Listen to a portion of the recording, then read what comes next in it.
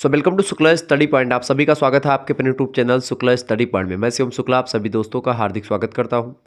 आज के वीडियो के माध्यम से हम लोग चर्चा करेंगे एजुकेशन के बारे में, यानी कि शिक्षा शास्त्र के बारे में। शिक्षा शास्त्र, अगर आपने बीए थर्ड सेमेस्टर में एडमिशन लिया है या बीए थर्ड सेमेस्टर में आप गए हैं, सेकेंड सेमेस्टर की परीक्षा दे चुके हैं, थर्ड सेमेस्टर में बेसिकली आपको एक प्रकार से बहुत ही जो इम्पोर्टेंट क्वेश्चंस है थर्ड सेमेस्टर से रिलेटेड उसके सिलेबस में शामिल हैं। देखिए, बीए द्वितीय वर्ष का तृतीय सेमेस्टर है ये, ठीक है।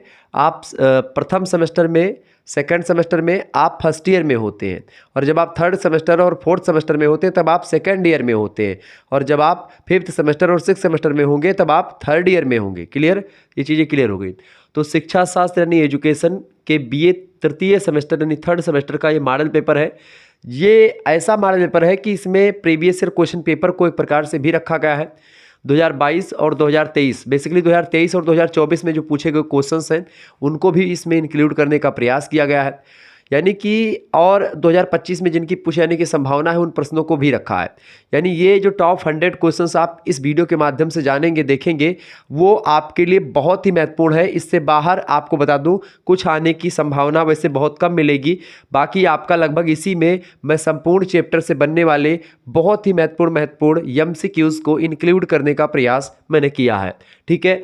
तो ये मोस्ट इंपॉर्टेंट है। तो जितने भी लोग हमारे साथ जुड़ चुके हैं फटाफट से वीडियो को लाइक कर दीजिएगा। चैनल पर अगर नए आए हैं तो सब्सक्राइब जरूर कर दीजिएगा। ऐसे ही इन्फॉर्मेटिव वीडियो आपको लगातार मैं देता रहता हूँ, ठीक है। बीए के तृतीय सेमेस्टर में आपको शिक्षा शास्त्र में, एजुकेशन में क्या पढ़ना होता है भैया? आपको पढ़ना होता है शिक्षा के दार्शनिक, सामाजिक, राजनीतिक और आर्थिक परिप्रेक्ष्य के बारे में, यानी कि आपको पढ़ना होता है sociological, political, philosophical and economical perspectives of education, ठीक है। अब आइए एक एक प्रश्नों को हम बहुत ही बारीकी के साथ समझते हुए आगे बढ़ते हैं, और ऐसे क्वेश्चंस जो होंगे, और सामने आपको लिखा हुआ भी मिलेगा कि कौन कौन से क्वेश्चंस कब कब पूछे गए हैं, ठीक है। देखें, फिलोसॉफी, देखिए प्रश्न आपकी स्क्रीन पर क्या आ चुका भैया? फिलोसॉफी शब्द की उत्पत्ति किस शब्द से हुई बताएं। फिलोस और सोफिया दो शब्दों से मिलकर के बना है फिलोसॉफी, ठीक है।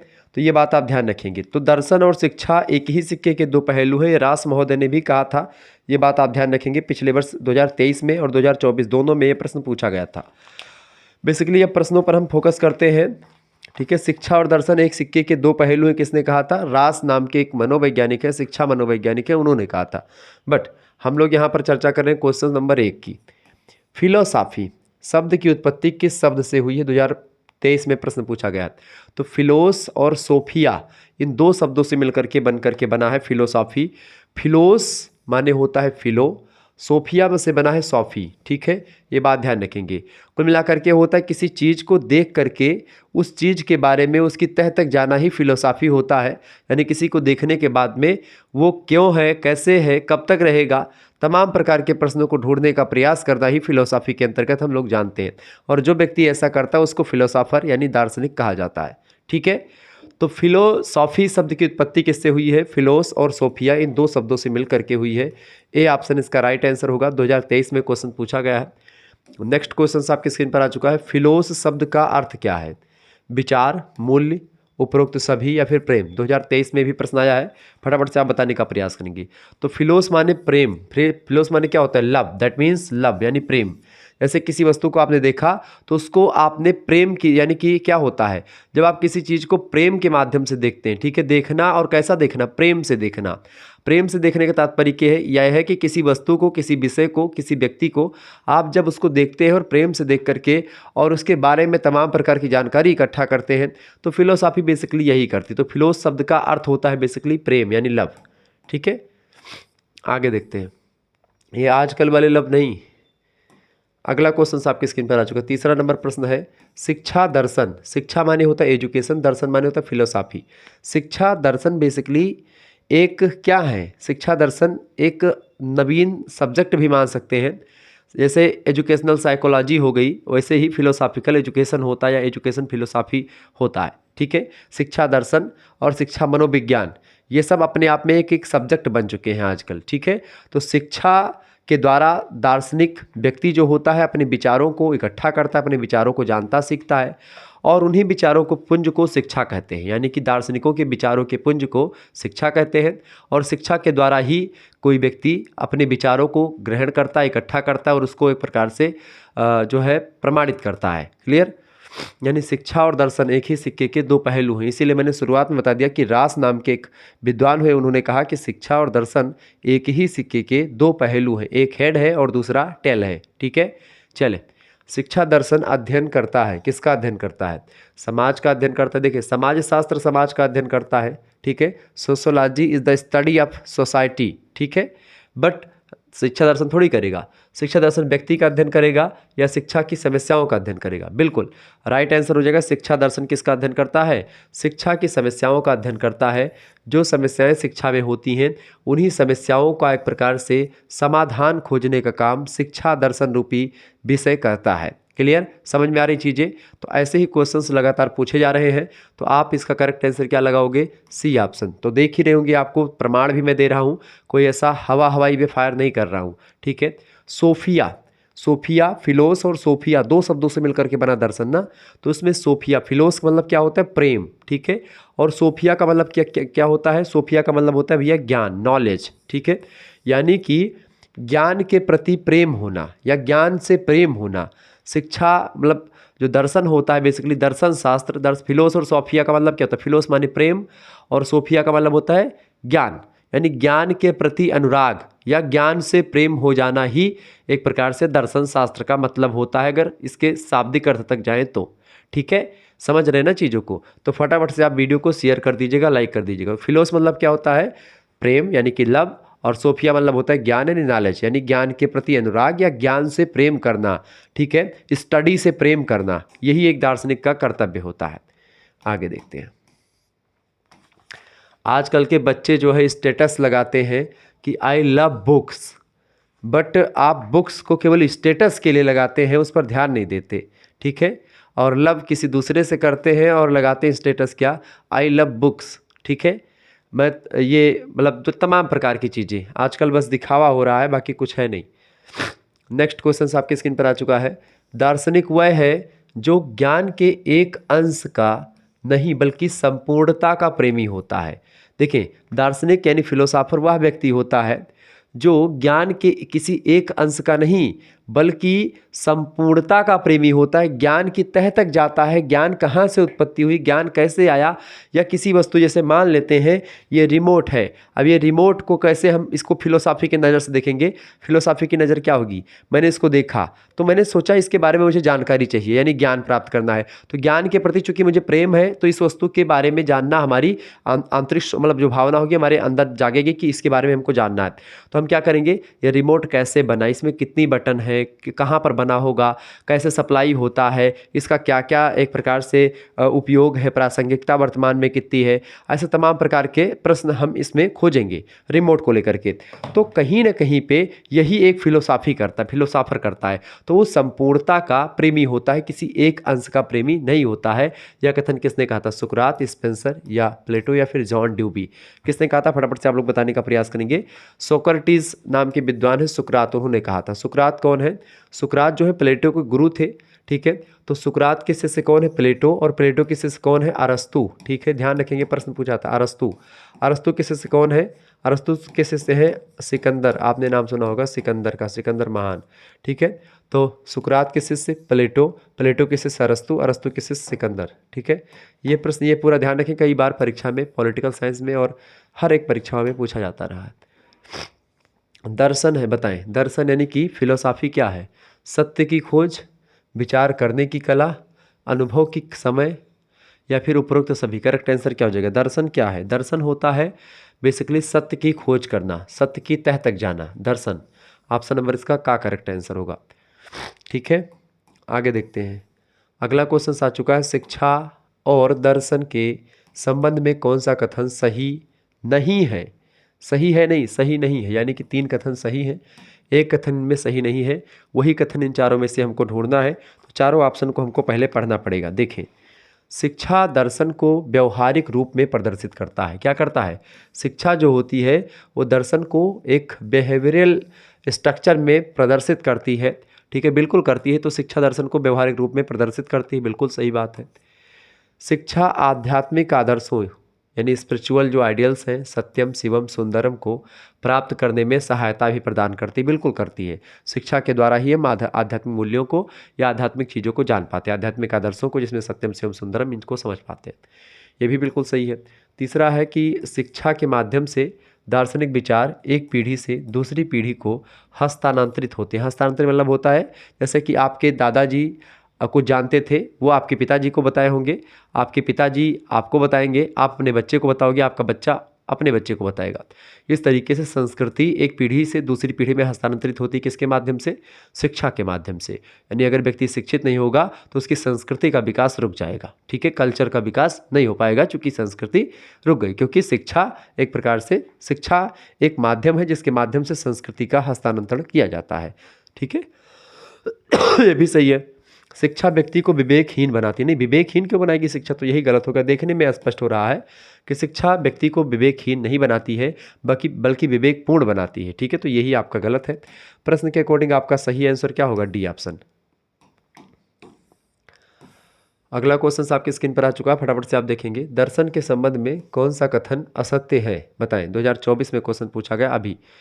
बताएं, दर्शन के संबंध में कौन सा कथन असत्य? सत्य माने होता है गलत। कौन सा कथन गलत है इनमें से भैया? देखें, दर्शन जो होता है ये मानव चिंतन का चरम उत्कर्ष होता है। बिल्कुल, मानव जीवन का या मानव चिंतन का चरम उत्कर्ष होता है दर्शन, बिल्कुल होता है, इसमें कोई दो राय नहीं, ठीक है ये बात, ठीक है। दर्शन ज्ञान की वह शाखा है जो तार्किक विवेचना पर आधारित, बिल्कुल एक तार्किक विवेचना पर आधारित होता है, तर्क के अकॉर्डिंग ही दर्शन बात करता है। तो ये भी बिल्कुल ठीक बात है, यानी सही है।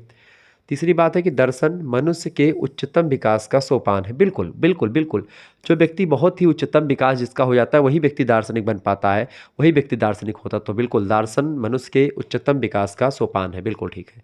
चौथा दिया कि दर्शन निम्न मानसिक शक्तियों का कार्य है। नहीं, निम्न मानसिक शक्ति वाले व्यक्ति नहीं कर पाएंगे दर्शन की बात या उसके, ठीक है, उच्च मानसिक शक्ति वाले व्यक्ति ही कर पाएंगे, यानी ये एक प्रकार से गलत है, बाकी तीनों सही हैं।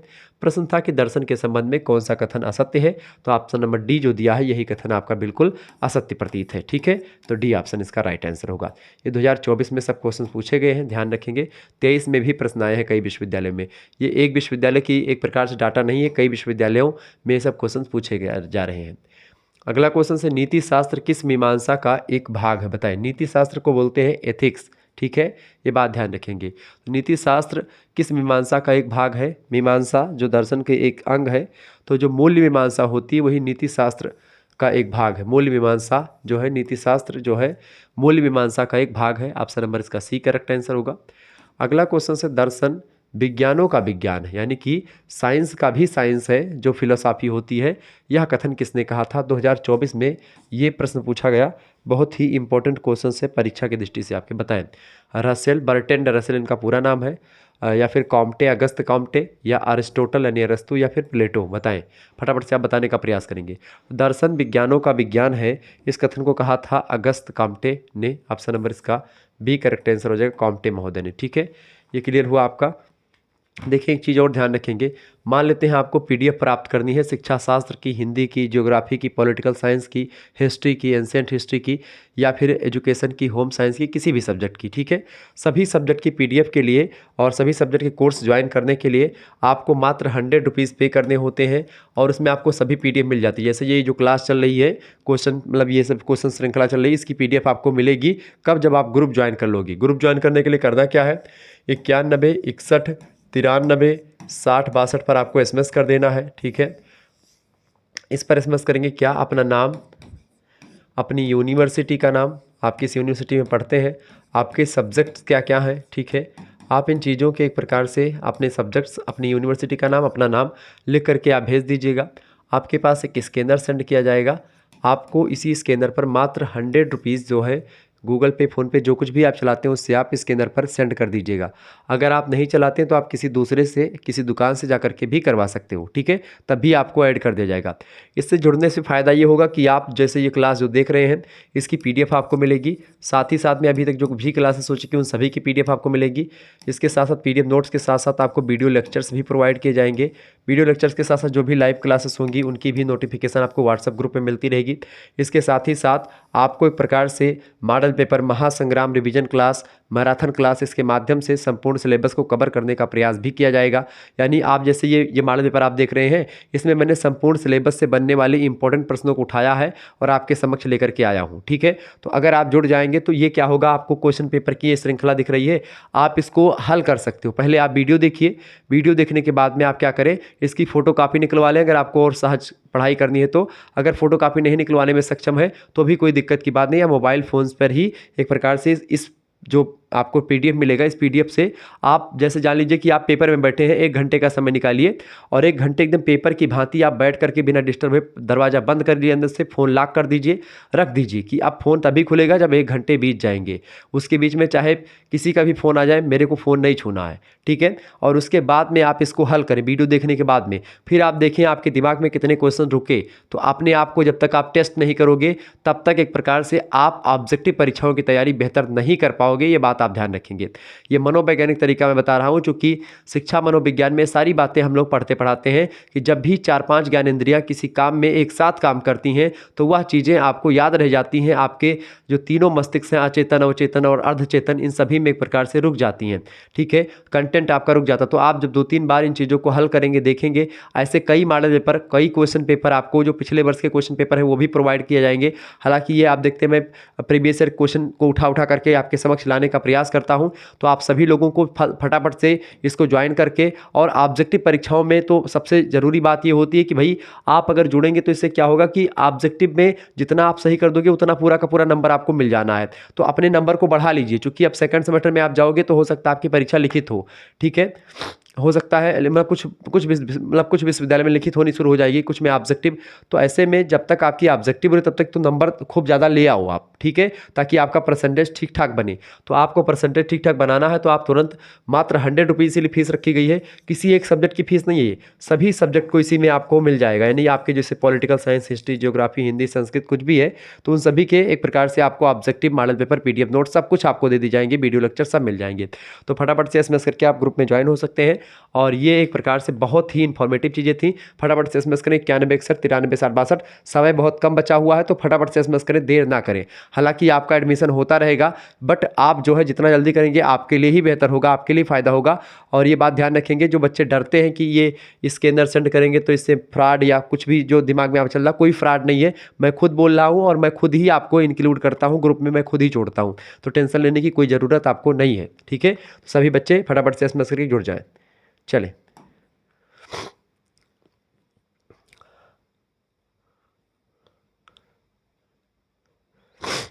अगला क्वेश्चन आपके स्क्रीन पर आ चुका है, फटाफट से आप देखेंगे। निम्न में से क्या तत्व मीमांसा से संबंधित नहीं? तत्व मीमांसा भी एक प्रकार से दर्शन का एक भाग है। तो बताएं तत्व मीमांसा से कौन इनमें से संबंधित नहीं है? फटाफट से आप लोग बताने का प्रयास करेंगे। देखें, तत्व मीमांसा के अंतर्गत क्या संबंधित, मतलब इसमें से संबंधित नहीं है, बताइएगा सभी लोग। देखें, तत्व मीमांसा की अगर बात की जाए तो तत्व मीमांसा के अंतर्गत सत्य की खोज की जाती, बिल्कुल की जाती, ठीक बात है। तत्व ज्ञान मूलतः मनुष्य जगत और ईश्वर से रिलेटेड है, बिल्कुल रिलेटेड है।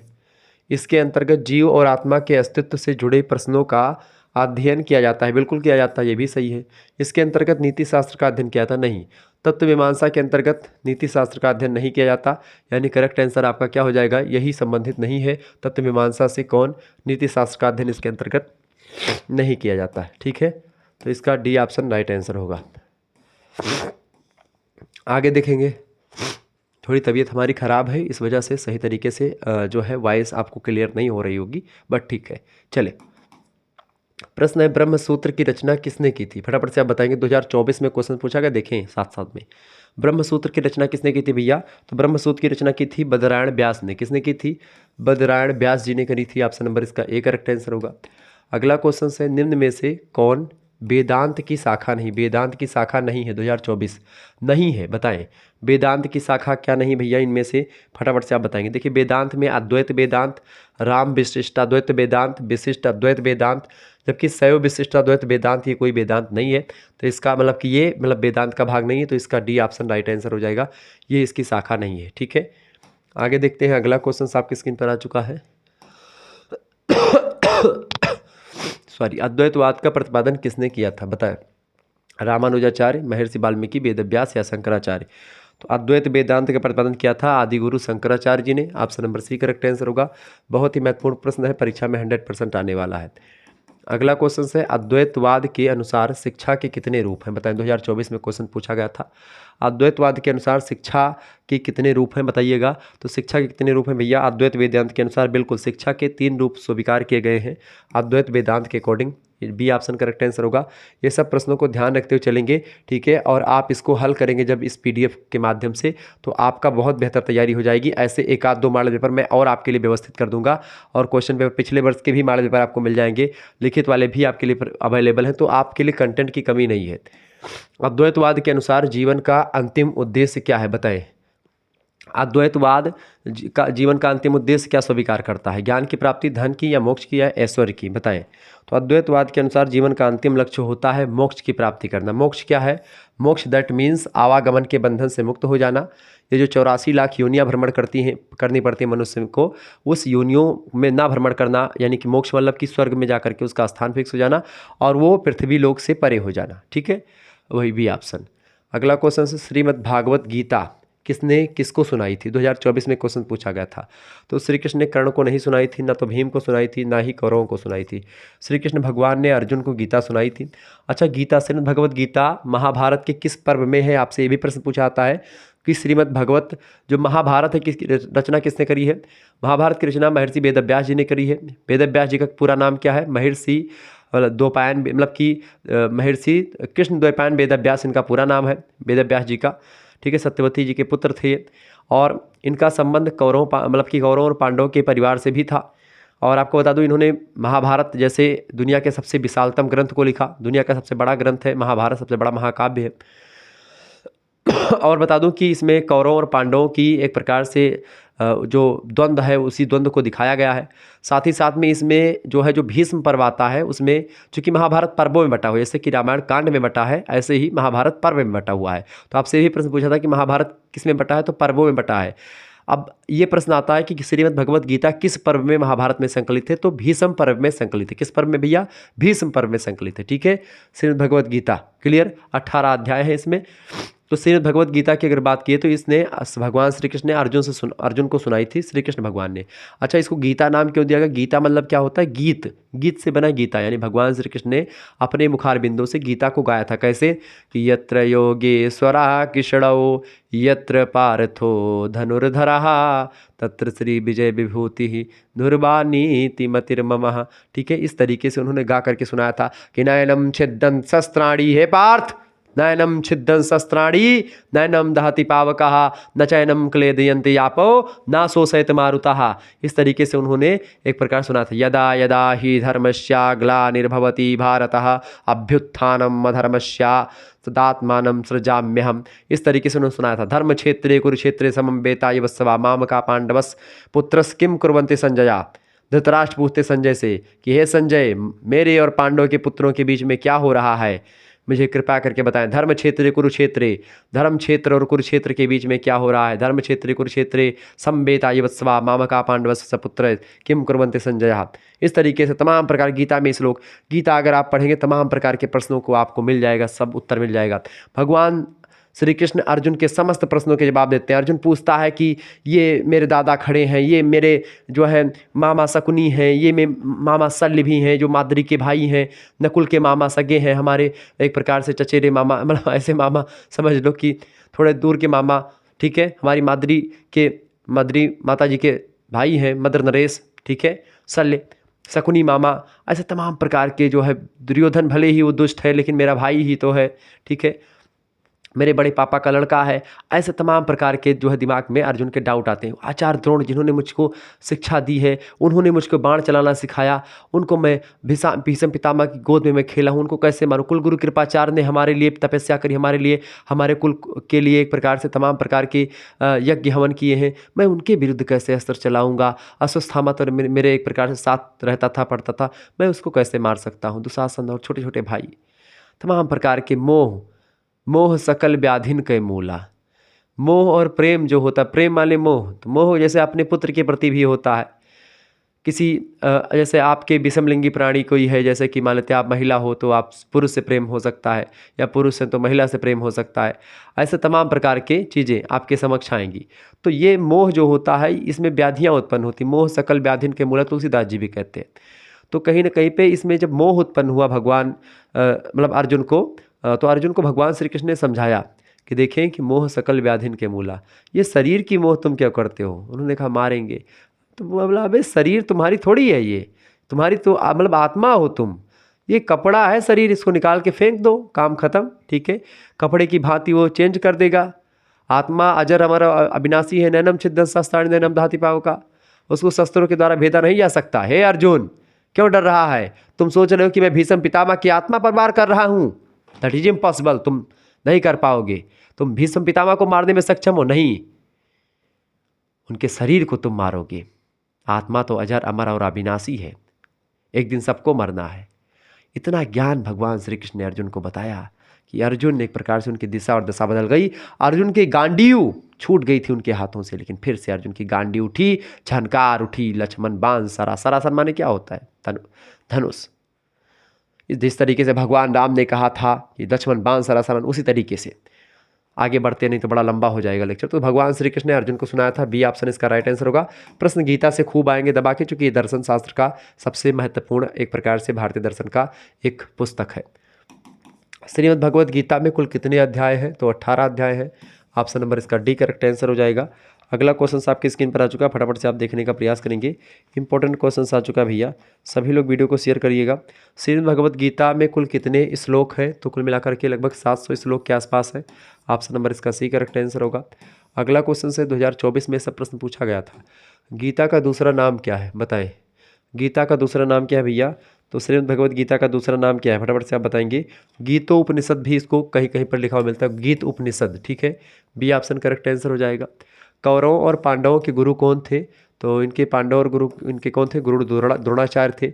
गुरु द्रोणाचार्य के गुरु कौन थे? तो वो थे परशुराम जी। गुरु द्रोणाचार्य को और भीष्म पितामह को और कर्ण को एक व्यक्ति से ने शिक्षा दी थी, वो था परशुराम। और इनके ऐसा योद्धा पूरी पृथ्वी पर उस समय कोई नहीं था। अर्जुन तो वैसे कूदते रहते थे, कर्ण के सामने टिकने वाले नहीं थे। ठीक है, जितना पांचों भाई मिलाकर के इनके पास बल था, भीम अर्जुन नकुल सहदेव, अकेले कर्ण के पास था। कर्ण बहुत पावरफुल था। भीष्म पितामह डरते थे कि कहीं कर्ण अर्जुन को मार ना दे, इस वजह से भीष्म पितामह उसको लड़ने नहीं दिए जब तक उनका सेनापति रहे, सेनापति भीष्म पितामह। ठीक है, चले। वेदव्यास जी की माता जी का क्या नाम था? वेदव्यास जी की माता जी का नाम था सत्यवती। ठीक है, ये पूरी लंबी कथा है, समझा देंगे किसी दिन। सत्यवती। ठीक है। श्री कृष्ण भगवान की सेना का क्या नाम था? तो श्री भगवान कृष्ण की सेना का नाम था नारायणी सेना, जिसको दुर्योधन ने मांग लिया था इनसे। ठीक है, एक तरफ भगवान श्री कृष्ण थे और दूसरी तरफ क्या थी? उनकी नारायणी सेना थी।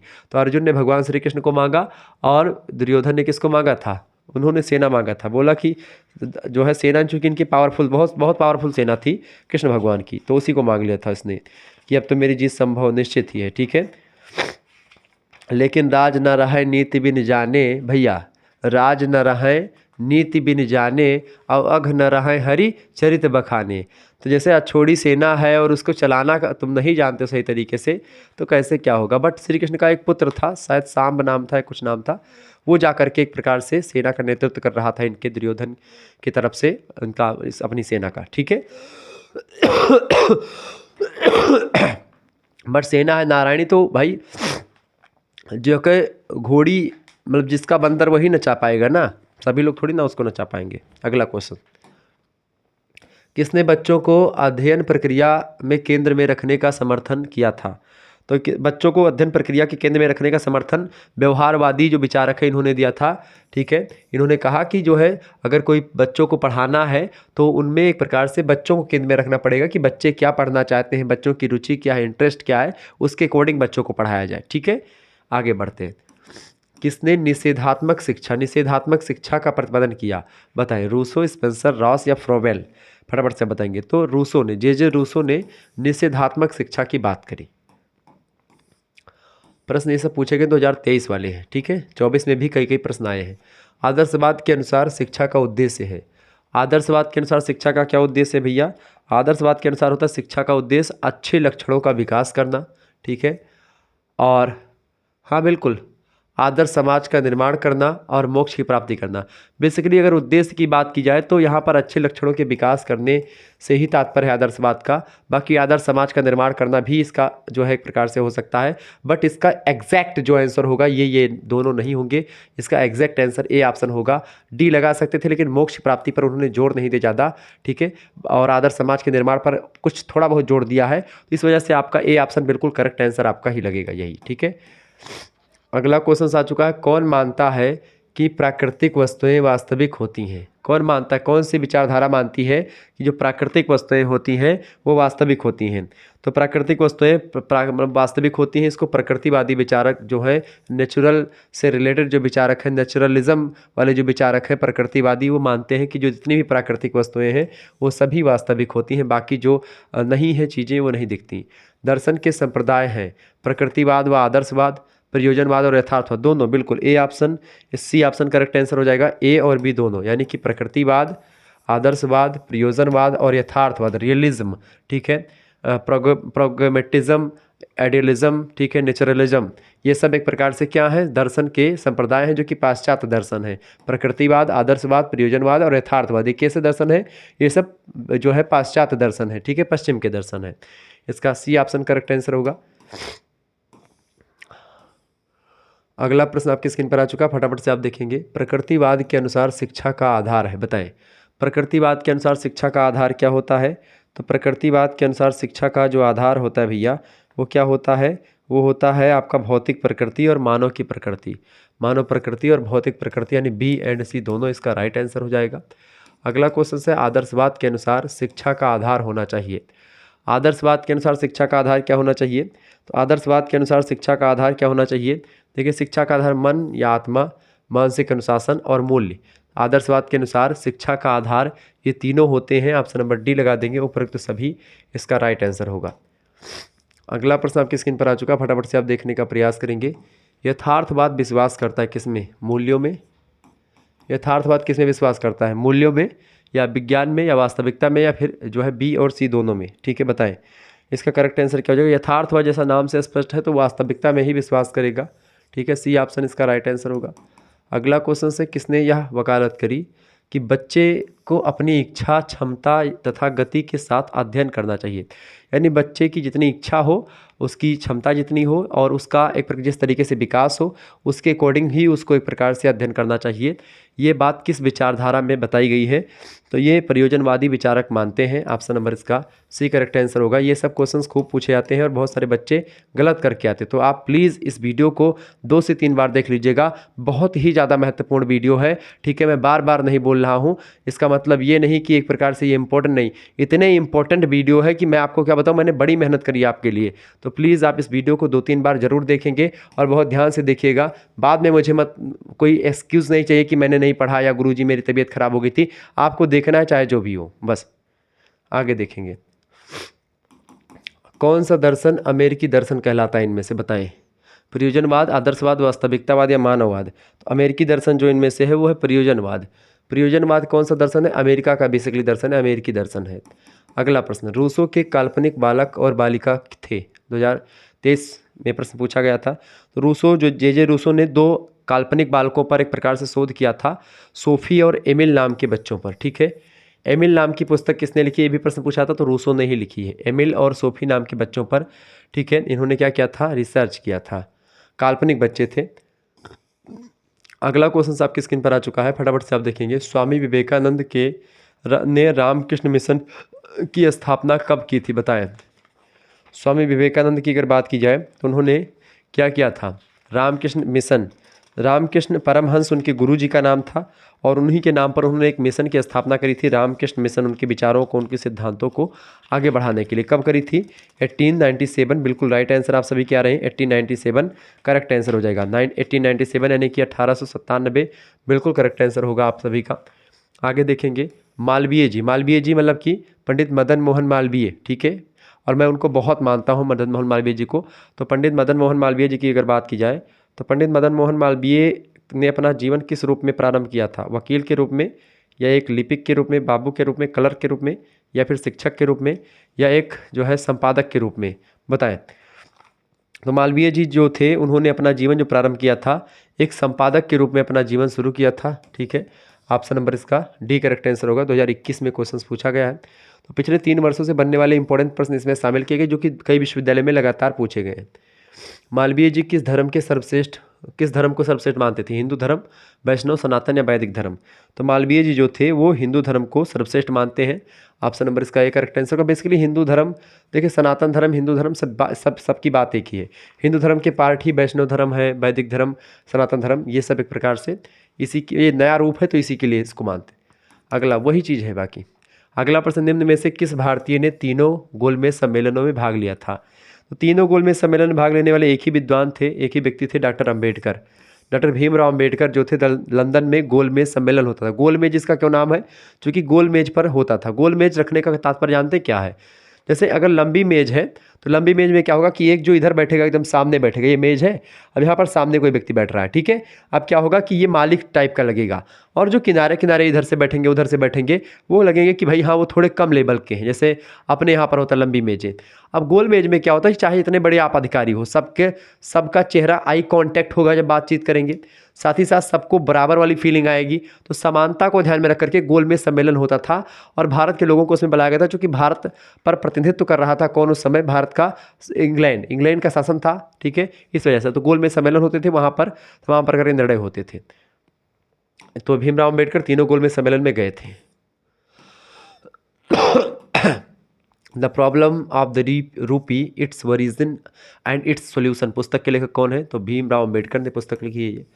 सी ऑप्शन इंपॉर्टेंट पुस्तक है, कई बार परीक्षा में प्रश्न आया हुआ है। अगला प्रश्न, भीमराव अम्बेडकर को इनमें से किसका जनक माना जाता है? तो भारतीय संविधान का जनक माना जाता है। प्रारूप समिति के अध्यक्ष थे भीमराव अम्बेडकर, ठीक है, ये बात आप ध्यान रखेंगे। चले आगे बढ़ते हैं और भी चीज़ों को जानने का प्रयास करते हैं। बेसिक शिक्षा प्रणाली संबंधित है किससे? 2023 में क्वेश्चन पूछा गया था। बेसिक शिक्षा प्रणाली जो है किससे संबंधित है भैया? बेसिक शिक्षा प्रणाली महात्मा गांधी से रिलेटेड है। ट्रस्टीशिप का सिद्धांत भी महात्मा गांधी से रिलेटेड है, ठीक है। बुनियादी शिक्षा पूछे तो भी महात्मा गांधी लगा देंगे। वर्धा शिक्षा सम्मेलन की अध्यक्षता किसने की? तो महात्मा गांधी ने की, ये सब ध्यान रखेंगे। अगला क्वेश्चन से, महात्मा गांधी के अनुसार शिक्षा की प्रक्रिया होती है, बताएं।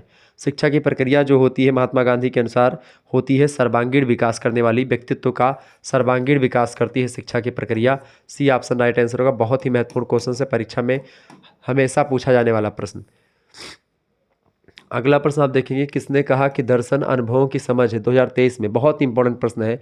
दर्शन अनुभवों की समझ होती है, जो अनुभव होते हैं उसी की समझ को ही दर्शन कहते हैं, ऐसा कहा था शिक्षा शास्त्री, महान शिक्षा शास्त्री बोले जॉन ड्यूबी ने। ऑप्शन नंबर इसका डी राइट आंसर होगा। बहुत बड़े शिक्षा शास्त्री हैं जॉन ड्यूबी। अगला क्वेश्चन से, प्रोजेक्ट विधि के प्रणेता कौन है? 2023 में बहुत इंपॉर्टेंट क्वेश्चन। प्रोजेक्ट विधि के जो प्रणेता हैं वो जॉन ड्यूबी ही थे, ये बात आप ध्यान रखेंगे। कहीं कहीं पर जॉन ड्यूबी को शिक्षा शास्त्र का जनक भी कहा जाता है, ठीक है, ये बात आप ध्यान रखेंगे। अगला क्वेश्चन से, शंकराचार्य ने भारत में कितने मठों की स्थापना करी थी? शंकराचार्य जी ने भारत में कितने मठों की स्थापना करी थी भैया? तो शंकराचार्य जी ने भारत में कितने मठों की स्थापना करी थी? 4 मठों की स्थापना करी थी शंकराचार्य जी ने भारत में। कितने मठ? 4 मठों की स्थापना करी थी। 2024 में क्वेश्चन पूछा गया था, ये बात ध्यान रखेंगे। ओके, और भी चीज़ों को मैं आपके लिए बनाता रहूँगा, लाता रहूँगा, तो बिल्कुल चिंता करने की आपको आवश्यकता नहीं है। और ऐसे ही लगातार आपके समक्ष क्वेश्चंस आते रहेंगे। और आपको बता दूं कि अगर आप वीडियो को जितना लाइक करोगे, इस वीडियो को जितना लाइक और शेयर करोगे, इसके बाद में मैं और भी एक प्रकार से ऐसे ही वीडियोस आपके लिए लाऊंगा। तो आप सभी लोग इस वीडियो के माध्यम से इतना लाइक और कमेंट करें कि ताकि एक प्रकार से मुझे अगली वीडियो लाने पर आप मुझे मजबूर कर दीजिए प्लीज़। अगर आपने इस वीडियो पर लाइक और वो सब पहुँचा दिया तो मैं एक प्रकार से आपके लिए इतनी मेहनत करूँगा कि आपके एक भी प्रश्न आपकी परीक्षा में कहीं बाहर से नहीं आने दूंगा। मैं इतना मेहनत करूँगा कि जिसका कोई जवाब नहीं, ठीक है। अभी थोड़ी तबीयत मेरी ख़राब है, फिर भी मैं लगातार आपके लिए मेहनत कर रहा हूँ, बट मैं एक प्रकार से मेहनत में पीछे हटता ही नहीं हूँ। मैं कभी भी, आपका मन होगा कभी सो जाए आज, लेकिन मैं कभी भी एक प्रकार से आपके लिए एक प्रकार से ये नहीं, मैं बिना वीडियो बनाए या एक आध क्लास दिए मैं सो ही नहीं सकता, नींद ही नहीं आएगी मेरे को, ठीक है। तो आप सभी लोग बस थोड़ा सा जो है उसको ले लीजिए, ठीक है। तो वही है कि पुष्टि मार्ग का जहाँ जात है, जिसको जो कुछ लेना है वो सब ले। तो जो भी है हमको निचोड़ दो भाई, जो हमारे पास है आप सभी लोग ले लो, आपका ही है वो, मेरा कुछ नहीं है, ठीक है। तेरा तुझको अर्पण क्या लागे मेरा। तो आप सभी लोग प्लीज़ समझें और फटाफट से वीडियो को शेयर करें, ठीक है। चले, प्रश्न अगला आ चुका, किसने कहा कि सामाजिक गतिशीलता व्यक्तियों या समूहों का एक सामाजिक ढांचे से दूसरे सामाजिक ढांचे का संचलन होता है।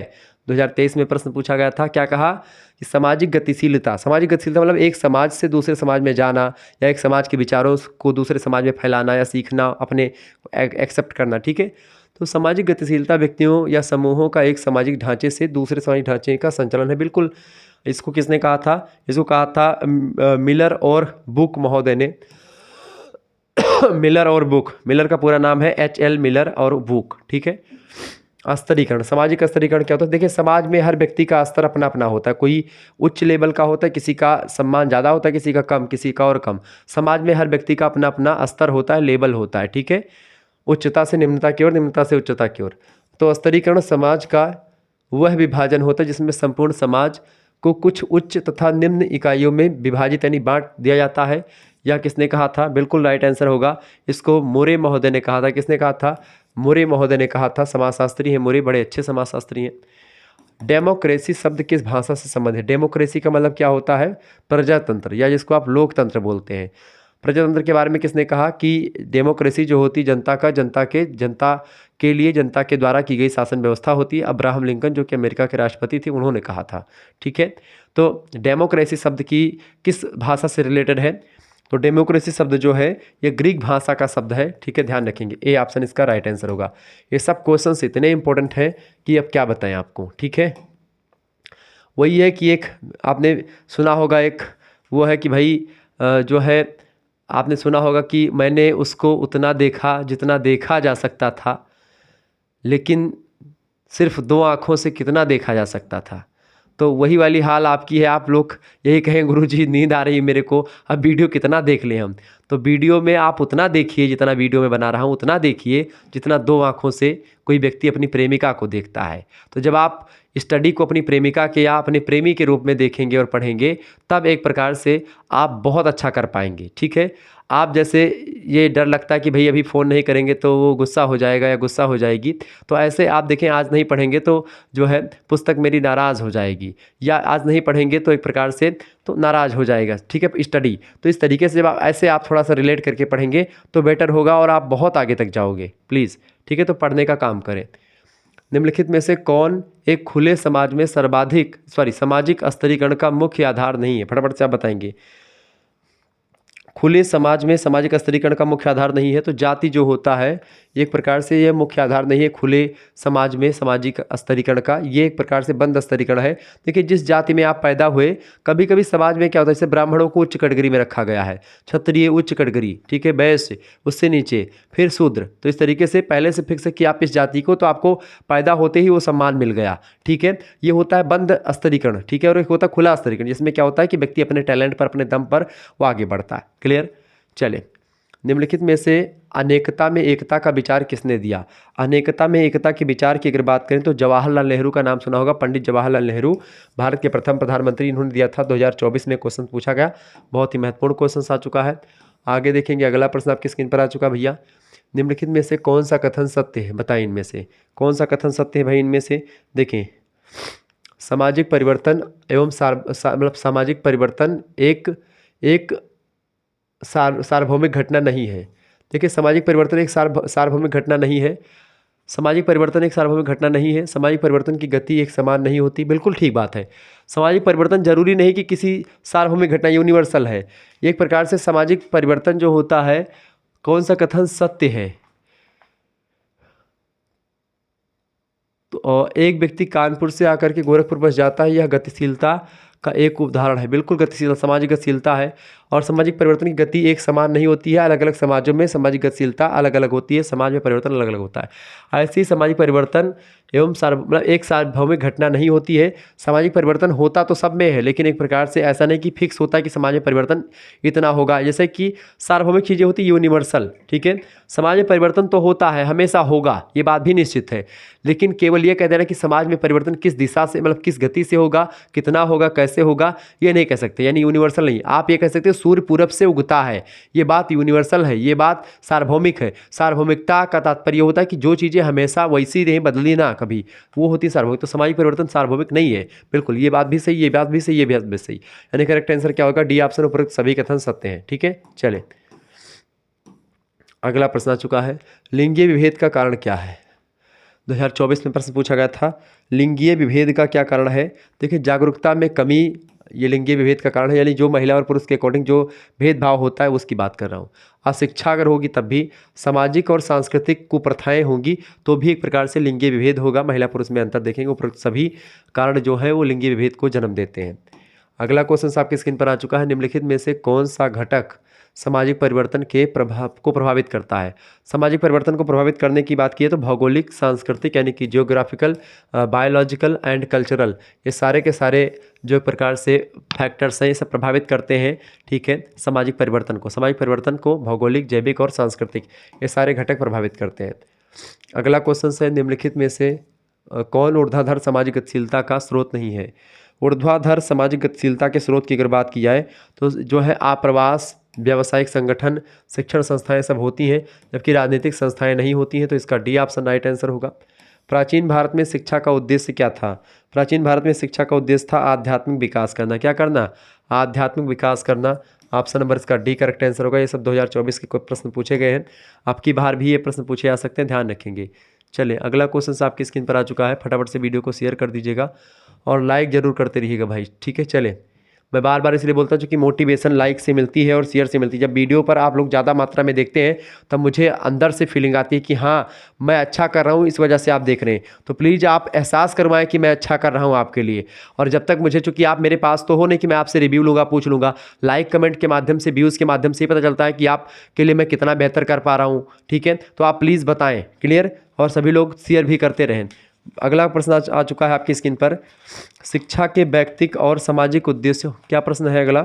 फटाफट से आप देखने का प्रयास करेंगे, सभी लोग बताइएगा भैया। प्रश्न आपकी स्क्रीन पर क्या आ चुका है,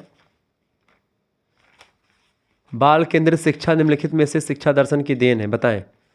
बिल्कुल, इसका करेक्ट आंसर क्या हो जाएगा? प्रश्न आपसे क्या पूछा गया भैया? प्रश्न पूछा गया बाल केंद्रित शिक्षा निम्नांकित शिक्षा दर्शन की देन है, तो प्रकृतिवाद की देन है। बाल केंद्रित शिक्षा जो है बेसिकली ये प्रकृतिवादियों ने सबसे पहले शुरू की। इंपॉर्टेंट प्रश्न है। अगला प्रश्न, निम्नलिखित में से सामाजिक स्तरीकरण की विशेषताएं हैं। सामाजिक स्तरीकरण की विशेषताओं में अगर बात की जाए तो सामाजिक स्तरीकरण की विशेषताएं कौन सी है? सार्वभौमिकता, सामाजिक स्तरीकरण जो होता है चेतन प्रक्रिया है, समाज का विभाजन है। बिल्कुल, समाज का सार्वभौमिकता, चेतन प्रक्रिया, समाज का विभाजन, बिल्कुल डी ऑप्शन इसका राइट आंसर होगा, उपरोक्त सभी। अगला क्वेश्चन आपकी स्क्रीन पर आ चुका है, फटाफट से आप देखेंगे। प्रश्न है, सामाजिक परिवर्तन का मुख्य कारण आर्थिक कारक है, बताएं। सामाजिक परिवर्तन का मुख्य कारण आर्थिक कारक होता है, यह कथन किसने कहा था? तो कार्ल मार्क्स नाम के विद्वान हैं जिन्होंने वर्ग संघर्ष की विचारधारा दी, जिन्होंने अतिरिक्त मूल्य की सिद्धांत की बात करी। इन्होंने कहा था कि सामाजिक परिवर्तन का मुख्य कारण होता है आर्थिक, यानी केवल इकोनॉमिकल स्तर पर। चूंकि ये वर्ग संघर्ष की विचारधारा देते हैं, पूंजीपतियों का घोर विरोधी हैं ये कार्ल मार्क्स, और मार्क्सवादी विचारधारा देते हैं, वैज्ञानिक समाजवाद के जनक भी हैं कार्ल मार्क्स। ये बात भी आप ध्यान रखेंगे, क्लियर। तो इस तरीके से चीज़ों को आपको थोड़ा सा समझना पड़ेगा, जानना पड़ेगा। क्लियर, समझ में आ रहा है? तो कार्ल मार्क्स जो हैं ये बड़े विद्वान आदमी थे, वैज्ञानिक समाजवाद के जनक भी रहे हैं। अगला प्रश्न आपकी स्क्रीन पर आ चुका है, शिक्षा महत्वपूर्ण है, क्यों?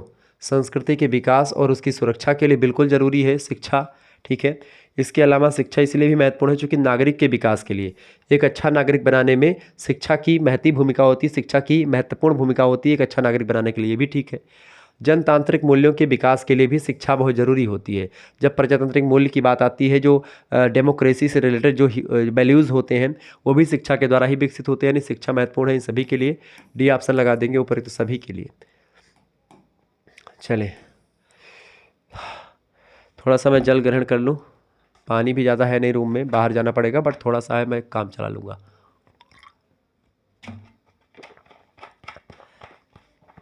चले भाई, प्रश्न अगला आपकी स्क्रीन पर आ चुका है, स्कूल शब्द की उत्पत्ति किस भाषा से हुई है, बताएं। 2023 में प्रश्न पूछा गया था, स्कूल शब्द की उत्पत्ति जो हुई है वो ग्रीक भाषा से हुई। किससे हुई है? ग्रीक भाषा से। ऑप्शन नंबर इसका बी करेक्ट आंसर होगा। प्रश्न है, प्रगतिशील समाज में समाजीकरण की प्रक्रिया होती है। समाजीकरण क्या होता है? सोशलाइजेशन बोलते हैं समाजीकरण की प्रक्रिया को।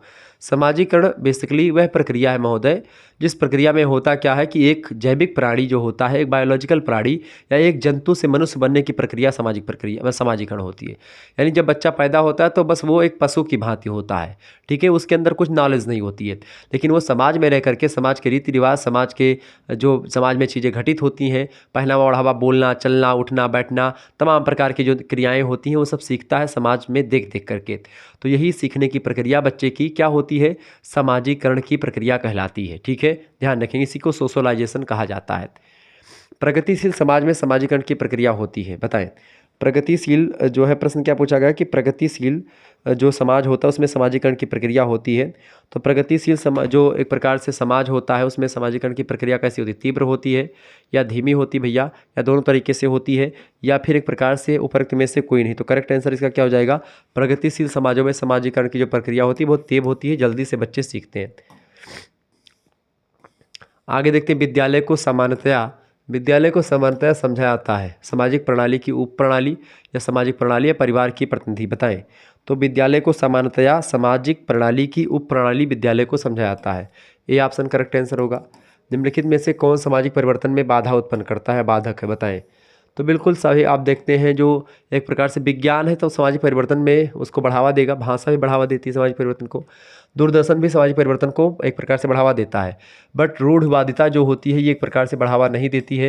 यानी करेक्ट आंसर क्या हो जाएगा, प्रश्न जो पूछा गया है उसके अकॉर्डिंग आपका रूढ़वादिता जो है ये बाधक तत्व है किसमें, सामाजिक परिवर्तन में, ठीक है, सामाजिक परिवर्तन में रूढ़वादिता बाधा उत्पन्न कर सकती है, करती भी है।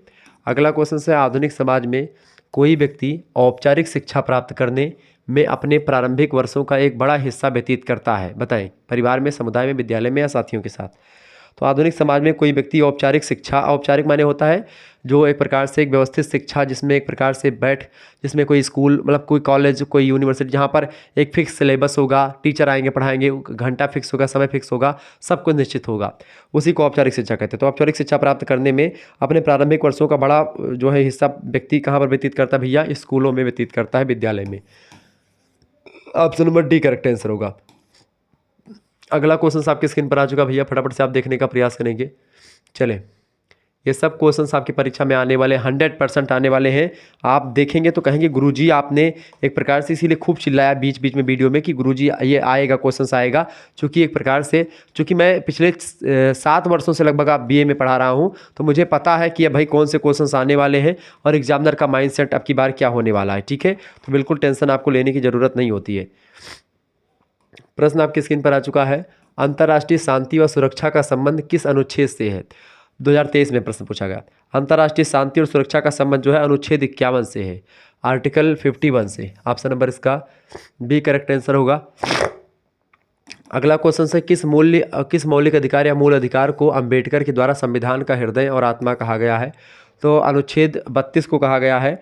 अनुच्छेद 32 में बेसिकली क्या है, संवैधानिक उपचारों का अधिकार। अनुच्छेद 32 में क्या है, संवैधानिक उपचारों का अधिकार।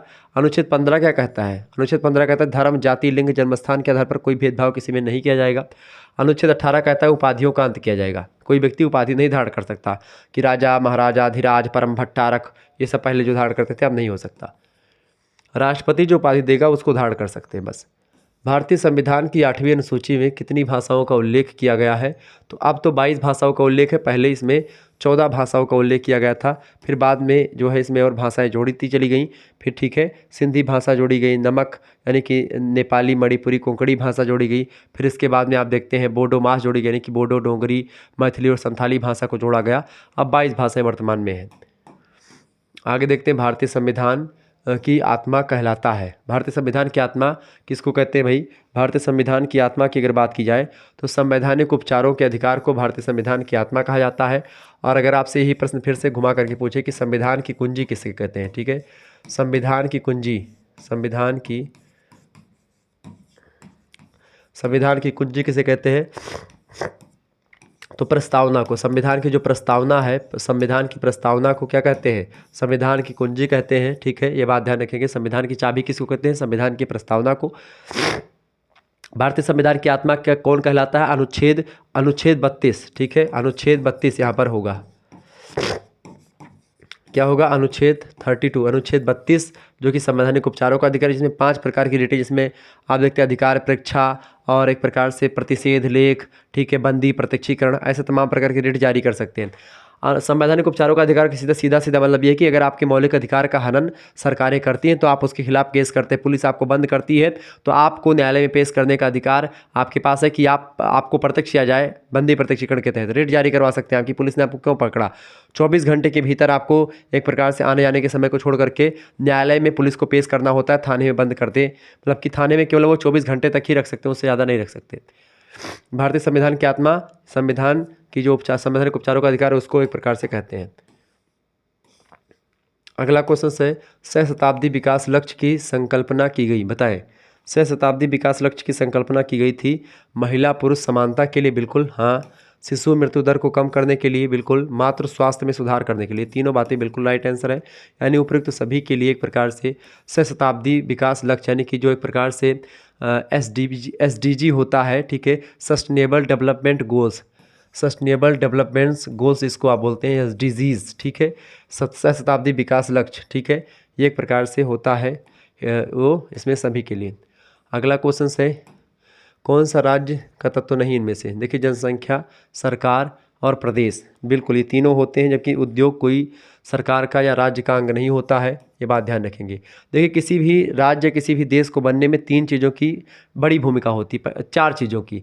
पहली जनसंख्या, दूसरा एक निश्चित भूभाग, और तीसरा होता है सरकार, वहाँ पर कोई काम करने वाली होनी चाहिए, और चौथी बात संप्रभुता, ठीक है, संप्रभुता मतलब सॉवरेनिटी, यानी वह देश जो है किसी दूसरे देश के कहने पर ना चले, अपने निर्णय खुद ही ले, ठीक है, किसी का दबाव से कोई निर्णय ना ले, संप्रभुता वो होती है। अगला क्वेश्चन आपके स्क्रीन पर आ चुका है, अनुच्छेद 14 से 18 किस मौलिक अधिकार से संबंधित है, तो अनुच्छेद 14 से 18 समानता की अधिकारों की बात करता है। अनुच्छेद 14 कहता है विधि के समक्ष समता, अनुच्छेद 15 कहता है कि धर्म, जाति, लिंग, जन्मस्थान के आधार पर कोई भेदभाव नहीं किया जाएगा, अनुच्छेद 16 कहता है लोक नियोजन के विषय में अवसर की समानता दी जाएगी, अनुच्छेद 17 कहता है अस्पृश्यता का अंत किया जाएगा यानी छुआछूत खत्म की जाएगी, अनुच्छेद 18 आपका कहता है उपाधियों का अंत किया जाएगा, अनुच्छेद 19 से लेकर के आपका 22 तक जो है स्वतंत्रता का अधिकार, इसमें तमाम प्रकार की स्वतंत्रता दी गई है, ठीक है। शोषण के विरुद्ध अधिकार अनुच्छेद 23-24 में बताया गया है, ये बात ध्यान रखेंगे। करेक्ट आंसर क्या होगा, समानता का अधिकार अनुच्छेद 14 से 18 में बताया गया है। अगला प्रश्न आपके स्क्रीन पर आ चुका, फटाफट से आप देखेंगे। सन 1979 के 44वें संवैधानिक संशोधन के द्वारा किस अधिकार को मौलिक अधिकार के रूप में समाप्त कर दिया गया, फटाफट से आप बताने का प्रयास करेंगे, तो बताएं। 1979 में जो 44वां संविधान संशोधन हुआ था उसमें जो है संपत्ति के अधिकार को मौलिक अधिकार समाप्त कर दिया गया और एक संपत्ति के अधिकार को एक कानूनी अधिकार बना दिया गया, ठीक है, ध्यान रखेंगे इस बात को। पहले मौलिक अधिकार में पहले 7 मौलिक अधिकार थे, अब 6 मौलिक अधिकार हैं जिसमें संपत्ति का अधिकार घट गया है। निम्नलिखित में से विकास का सामाजिक संकेतक कौन सा है, बताएं। निम्नलिखित में से विकास का सामाजिक संकेतक जो है वो कौन सा है, देखें स्वास्थ्य, विकास को अगर देखना है किसी देश में तो स्वास्थ्य वहाँ का देखें, लैंगिक समानता देखें और रोजगार की दर देखें। डी ऑप्शन करेक्ट आंसर होगा, ऊपर तो सभी। ओके, अगला प्रश्न, राजर्षि टंडन मुक्त विश्वविद्यालय कहाँ पर है, तो प्रयागराज में है, ऑप्शन नंबर इसका बी करेक्ट आंसर होगा। चलें नेक्स्ट क्वेश्चन आपकी स्क्रीन पर आ चुका, फटाफट से आप देखने का प्रयास करेंगे। क्वेश्चन आ चुका भैया, वर्तमान में शिक्षा मनोवैज्ञानिक किस अवस्था में है, बताएं। वर्तमान में शिक्षा मनोवैज्ञानिक किस अवस्था में है, फटाफट से आप लोग बताने का प्रयास करेंगे। इंपॉर्टेंट क्वेश्चन आ चुका है, वर्तमान में शिक्षा मनोवैज्ञानिक किस अवस्था में है, तो वर्तमान में शिक्षा मनोवैज्ञानिक जो है भैया वो एक प्रकार से किस, शिक्षा मनोविज्ञान जो सब्जेक्ट है अपना ये किस अवस्था में है। शिक्षा मनोविज्ञान सब्जेक्ट अभी नया नया बना है, यानी कि ये शैशवावस्था में है। कैसे अवस्था में है, शैशवावस्था में है शिक्षा मनोविज्ञान, ठीक है। आगे देखते हैं, अगला प्रश्न आपकी स्क्रीन पर आ चुका, फटाफट से आप देखने का प्रयास करेंगे। प्रश्न है, शिक्षा शास्त्र का अध्ययन है, बताएं। शिक्षा शास्त्र का अध्ययन है क्या, शिक्षा शास्त्र किसका अध्ययन करता है भैया, शिक्षा शास्त्र शिक्षा का अध्ययन करता है, शिक्षण प्रक्रिया का या मार्गदर्शन छात्र का या शिक्षण विधियों का, फटाफट से आप बताएंगे। शिक्षा शास्त्र जो होता है ये शिक्षण विधियों का अध्ययन करता है, किसका अध्ययन करता है, शिक्षण विधियों का अध्ययन करता है, जो टीचिंग एक प्रकार से मेथड्स होते हैं उनके बारे में। अगला प्रश्न है, किसका मानना है कि विकास अभिवृद्धि की अपेक्षा गुणात्मक परिवर्तन का विशिष्ट द्योतक होता है। तो अभिवृद्धि जो होती है मात्रात्मक होती है, जबकि जो विकास होता है वो गुणात्मक और मात्रात्मक दोनों होता है। तो यही बात किसने बताई, विकास अभिवृद्धि की अपेक्षा गुणात्मक परिवर्तन का विशिष्ट द्योतक है। इस बात को किसने कहा था, इस बात को कहा था हर्बर्ट सोरेंस नाम के विद्वान ने। ऑप्शन नंबर इसका सी करेक्ट आंसर होगा। अगला क्वेश्चन आप देखेंगे, प्रश्न आ चुका है किस प्रसिद्ध मनोवैज्ञानिक या मनोविश्लेषक ने कहा था कि व्यक्ति के विकास में जातीय संस्कृति का बड़ा हाथ होता है? जातीय संस्कृति के अनुरूप ही व्यक्ति का विकास होता है। ये बात कहा था किसने भैया? युंग महोदय ने। ठीक है, युंग महोदय ने क्या कहा कि जो है व्यक्ति का जो विकास होता है वो जातीय संस्कृति का उसमें बड़ा हाथ होता है और जातीय संस्कृति के अनुरूप ही व्यक्ति का विकास होता है। बी ऑप्शन इसका राइट आंसर होगा। अगला क्वेश्चन आ चुका भैया, मानव विकास का कौन सा उपागम आणविक कहलाता है? बताएं, मानव विकास का कौन सा उपागम आणविक कहलाता है? आणविक तो संज्ञानात्मक उपागम जो है मानव विकास का, ह्यूमन डेवलपमेंट का, वो उपागम आणविक कहलाता है। अगला क्वेश्चन आ चुका है, देखेंगे सभी लोग, सहस्त्राब्दी विकास सम्मेलन SDG का जो एक प्रकार से SDGs को लेकर के जो एक प्रकार सम्मेलन हुआ था वही यहाँ पर बताया गया कि सहस्त्राब्दी विकास सम्मेलन आयोजित किया गया। 2023 में क्वेश्चन पूछा गया है, ध्यान रखेंगे। आप लोग जो है पढ़ते हुए थक जाते होंगे, लेकिन मैं पढ़ाते हुए नहीं थक रहा हूँ क्योंकि मेरी तबीयत भी ख़राब है। फिर भी तो आप सभी लोग जो है वीडियो को अंत तक अगर देखने, जो व्यक्ति अंत तक देखे हैं उनको एक प्रकार से कॉन्फिडेंस लेवल उनका बहुत हाई हुआ होगा क्योंकि यही सब क्वेश्चन आने वाले हैं। सहस्त्राब्दी विकास सम्मेलन आयोजित किया गया कब भैया, किस सन में? फटाफट से आप बताएंगे। सहस्त्राब्दी विकास सम्मेलन जो आयोजित किया गया है 2000 ईस्वी में आयोजित किया गया था। ऑप्शन नंबर इसका ए करेक्ट आंसर होगा। अगला क्वेश्चन आ चुका, संयुक्त राष्ट्र सहस्त्राब्दी शिखर सम्मेलन के द्वारा सुझाए गए विकास लक्ष्यों की संख्या कितनी थी? तो विकास लक्ष्य इसमें कितने थे भैया? जो प्रमुख थे वो थे 8। ऑप्शन नंबर इसका जो है बी करेक्ट आंसर हो जाएगा। एक बात ध्यान रखेंगे, अगर मान लेते हैं इसकी PDF या आपको किसी भी सब्जेक्ट की PDF चाहिए, ठीक है, आप किसी भी सब्जेक्ट की PDF को प्राप्त करना चाहते हैं, कोर्स में शामिल होना चाहते हैं, तो कोर्स आप सभी के लिए लॉन्च किया गया था। 91 61 93 60 62 नंबर पर SMS करके आप कोर्स में ज्वाइन हो सकते हैं। आपको इस नंबर पर SMS क्या करना है, अपना नाम, अपनी यूनिवर्सिटी का नाम, ठीक है, और अपने आपके कौन कौन से सब्जेक्ट हैं आप अपने सब्जेक्ट लिख दीजिएगा। ठीक है, आपके सभी सब्जेक्ट की तैयारी मात्र 100 रुपीज़ में आपकी हो जाएगी। जैसे ही आप SMS करेंगे तो आपके पास एक स्कैनर सेंड किया जाएगा, उसी पर आपको मात्र 100 रुपीज़ जो होंगे वो आपको सेंड कर देने होंगे। उसके बाद में आपको ग्रुप से ऐड कर दिया जाएगा। अगर आप नहीं चलाते हैं कुछ भी UPI माध्यम, गूगल पे, फ़ोन पे, तो आप किसी दूसरे बंदे से आप सेंड करवा सकते हो। ठीक है, ये बात आप ध्यान रखेंगे, यानी कि आप जो है उसको सेंड करवा सकते हो किसी दूसरे बच्चे से, कि मतलब किसी दूसरे व्यक्ति से, किसी दुकान से जाकर के सेंड करवा सकते हो, तब भी आपको ऐड कर दिया जाएगा। आपको इसमें सभी सब्जेक्ट की PDF नोट्स मिलेगी। ठीक है, PDF नोट्स मिलेगी, साथ ही साथ आपको एक प्रकार से वीडियो लेक्चर्स मिलेंगे। ठीक है, जो भी लाइव क्लासेस होगी उनकी इन्फॉर्मेशन आपको वीडियो में मिलती रहेगी। इसके साथ ही साथ आपको एक प्रकार से सभी सब्जेक्ट के, एक सब्जेक्ट के नहीं सभी सब्जेक्ट के PDF वगैरह मिलेंगे, और सभी सब्जेक्ट के PDF जो मिलेंगे वो ऑब्जेक्टिव क्वेश्चंस के भी होंगे और लिखित क्वेश्चंस के भी होंगे। पिछले वर्ष के जो ऑब्जेक्टिव क्वेश्चंस हुए हैं उनकी भी PDF आपको मिल जाएगी। ठीक है, ये बात आप ध्यान रखें। आप 3rd सेमेस्टर में हैं, आपको, अच्छा इसमें बहुत सारे बच्चे पूछे थे सर मंथ का फीस है? नहीं, जैसे 3rd सेमेस्टर में आपने एडमिशन लिया तो आपका पूरा 3rd सेमेस्टर में पढ़ाऊंगा, या 4th सेमेस्टर में जब आप जाएंगे तो आपके लिए फिर से कोर्स की व्यवस्था की जाएगी और आपको बताया जाएगा कि आपको अगर ज्वाइन होना तो आप ज्वाइन हो सकते हैं। ठीक है, बहरहाल तो आपके लिए बड़ी व्यवस्था करी गई है, तो आप सभी लोग फटाफट से SMS करके ग्रुप में ज्वाइन हो सकते हैं। ठीक है, चलें आगे बढ़ते हैं और बिना समय गवाए हम चीज़ों को जानते हैं। सतत विकास लक्ष्यों को कब तक पूरा करने का एक प्रकार से लक्ष्य रखा गया था? तो जो सस्टेनेबल डेवलपमेंट गोल्स थे इनको एक प्रकार से कब तक पूरा करने का लक्ष्य रखा गया था भैया? 2030 तक। Clear, C option right answer होगा। सतत विकास लक्ष्य कब प्रभावी हुआ? सतत विकास लक्ष्य जो था ये प्रभावी हुआ था 2016 में। ठीक है, ऑप्शन नंबर इसका डी करेक्ट आंसर हो जाएगा। अगला क्वेश्चन आपके सब 2023 में क्वेश्चन पूछे गए हैं। अगला संतृप्त विकास। संतृप्त विकास, सतत विकास क्या होता है? इसका मतलब होता है कि हम ऐसे संसाधनों का दोहन करें जिससे हमारी जो आने वाली पीढ़ी है वो भी संसाधनों को दोहन कर पाए, यानी हम इतना पेट्रोल ना खर्च कर दें जिससे हमारे बच्चे पेट्रोल के लिए तरसे। ठीक है, यानी संसाधनों का विवेक सम्मत तरीके से, उचित तरीके से दोहन किया जाए, यही होता है आपका संतृप्त विकास या सस्टेनेबल डेवलपमेंट या सतत विकास। ठीक है, तो सतत विकास लक्ष्यों को 2030 तक पूरा करने का लक्ष्य 2016 से प्रभावी है। और संतृप्त विकास की आवश्यकता होती है वर्तमान पीढ़ी के लिए, मतलब जो है आवश्यकता संतृप्त विकास की किसके लिए? वर्तमान पीढ़ी के लिए, ताकि वर्तमान पीढ़ी उचित तरीके से एक प्रकार से विकास करे, उचित तरीके से अपना संसाधनों का दोहन करे, ताकि भावी पीढ़ी के लिए बची रहे चीज़ें। ठीक है, संतृप्त विकास की आवश्यकता बेसिकली किसके लिए है? दोनों के लिए है। देखें, भावी पीढ़ी के लिए भी है, यानी आने वाले बच्चों के लिए भी है, और वर्तमान पीढ़ी के लिए भी, जो वर्तमान वाले अच्छे तरीके से दोहन करें और आने वाली पीढ़ी के लिए बचा भी रह सके, यानी इसका सी ऑप्शन करेक्ट आंसर होगा, ए और बी दोनों। अगला क्वेश्चन से निम्न में से कौन सा आधुनिकीकरण का लक्षण नहीं है? आधुनिकीकरण का क्या लक्षण नहीं भैया? तो इनमें से देखेंगे, गतिशीलता, सहानुभूति और सहभागिता, इससे गतिशीलता होती है तब ये आधुनिकीकरण का लक्षण है, जबकि धार्मिक विश्वास जो है ये आधुनिकीकरण का लक्षण नहीं है, तो प्राचीन लक्षण ही है। 2024 में क्वेश्चन आपका पूछा गया था ये वाला, प्रश्न है कि धार्मिक शिक्षा समिति की स्थापना कब हुई थी। धार्मिक शिक्षा समिति की स्थापना 1946 में हुई थी। ऑप्शन नंबर इसका ए करेक्ट आंसर हो जाएगा, ध्यान रखेंगे। तो इस तरीके से आप लोगों ने बहुत सारे प्रश्नों को समझ लिया। ऐसे मिलेंगे फिर हम और महत्वपूर्ण प्रश्नों के साथ। तब तक के लिए जय हिंद, जय भारत। आप सभी का बहुत बहुत धन्यवाद। और साथ ही साथ में आप ये भी देख लीजिएगा, ये आप देखेंगे मानव मूल्य और पर्यावरण अध्ययन का एक प्रकार से लेक्चर आ चुका है। आपका दूसरा चैनल है को करिकुलर मास्टर, वहाँ पर आप देख लीजिएगा मानव मूल्य और पर्यावरण अध्ययन से बनने वाले टॉप 100 MCQ। जैसे आज मैंने इसका अध्ययन किया है शिक्षा शास्त्र का, ऐसे ही टॉप 100 MCQs आपको ऑलरेडी यहाँ पर आपको को करिकुलर मास्टर चैनल पर मिल जाएंगे। तो आप देख लीजिएगा प्लीज़ इन सभी की PDF नोट्स, यानी human values and environmental studies 3rd semester में जो को करिकुलर है BA BSc BCom सभी में, इसका भी PDF नोट्स आपको उसी 100 रुपये में ही प्रोवाइड करवा दिया जाएगा। तो आपके लिए कोई दिक्कत की बात नहीं, आसानी से चीज़ों को आप समझ पाएंगे, जान पाएंगे। ठीक है, चलिए फिर मिलते हैं हम नेक्स्ट वीडियो में। तब तक के लिए जय हिंद, जय भारत। आप सभी का बहुत बहुत धन्यवाद। हमारे से जुड़ने के लिए इसी प्रकार से अपना प्यार हमेशा बनाए रखेंगे। वीडियो को लाइक कर दीजिएगा, चैनल पर अगर नए हैं तो सब्सक्राइब जरूर कर दीजिएगा। बहुत बहुत धन्यवाद आप सभी का।